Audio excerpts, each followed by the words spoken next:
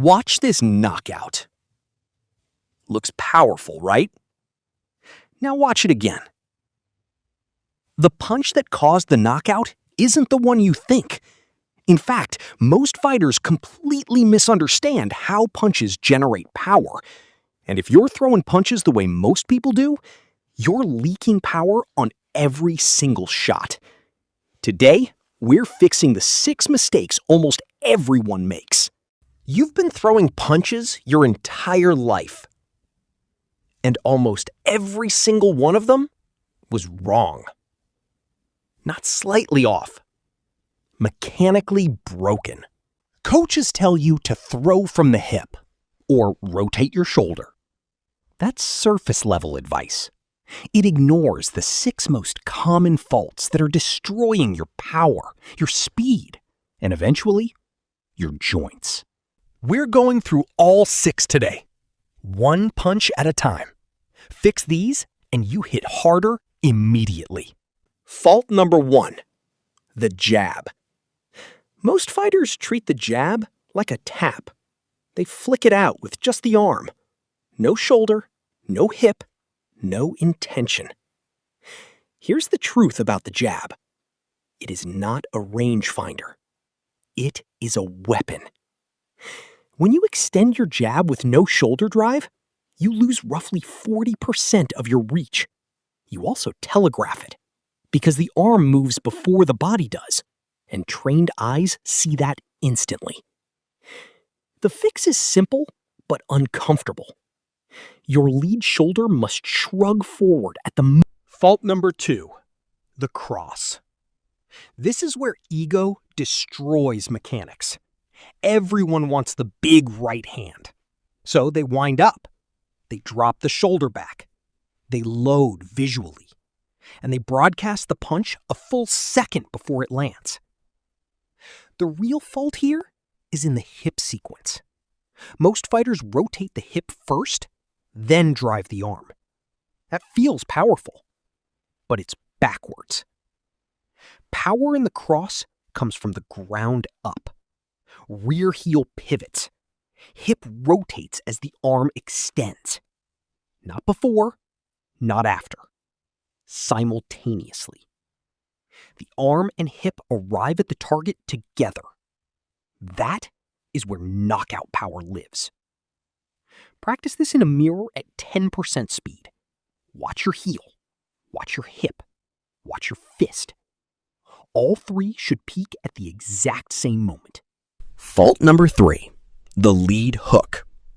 The lead hook is the most misunderstood punch in all of combat sports. Most people throw it like a wide swing. Big arc, dropped elbow, looping motion. It looks powerful. It is slow, it is readable, and it destroys your elbow joint over time.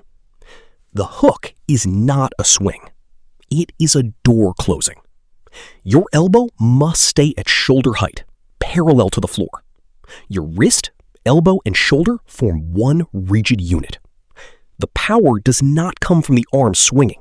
It comes from the torso rotating and dragging the rigid arm behind it. The arm is the weapon. The body is the engine. If your arm is doing the work, you're throwing it wrong. Fault number 4, the rear hook. Fighters rarely drill this punch in isolation. That is the first problem.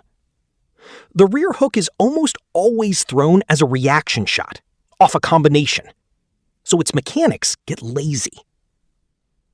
The most common fault? Stepping too wide.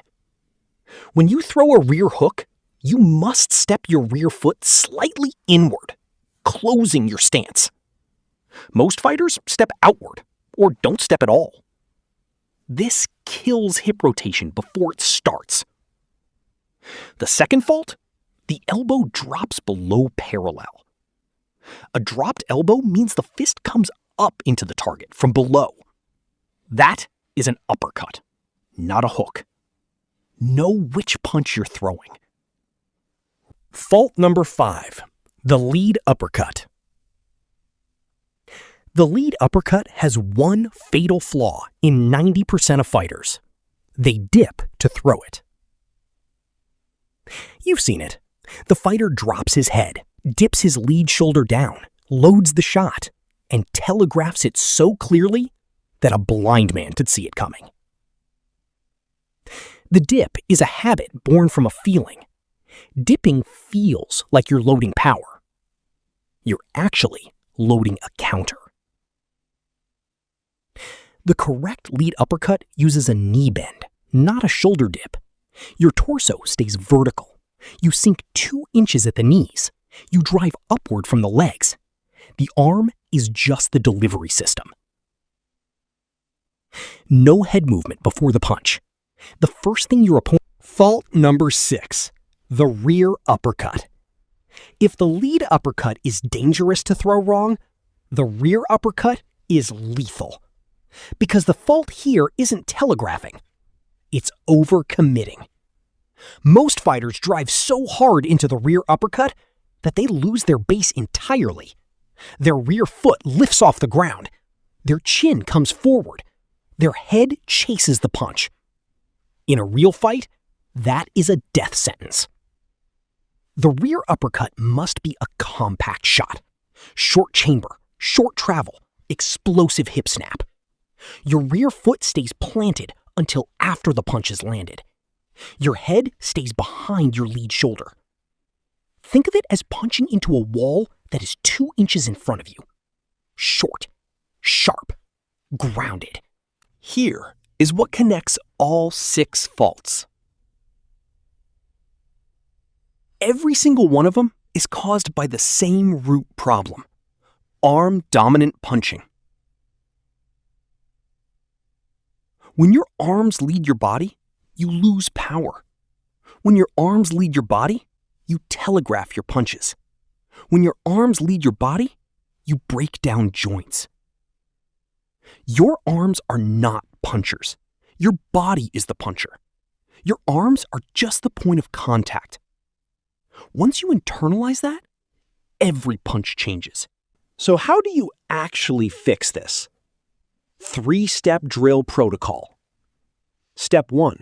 Shadow box every punch at 20% speed. Feel the body before the arm. Step 2. Record your shadow boxing from the side angle. Watch your arm and your hip. Which one moves first? Step 3. Add the heavy bag last, not first. Most fighters go to the bag too early. The bag rewards force. It does not reward mechanics. Fix the mechanics first, then add power. 6 punches, 6 faults, 6 fixes. None of this requires talent. None of this requires natural ability. It requires slowing down long enough to feel what your body is actually doing. Fix the mechanics. The power takes care of itself. How did you like the video? Share with others. Subscribe for more. Support the channel. Keep learning.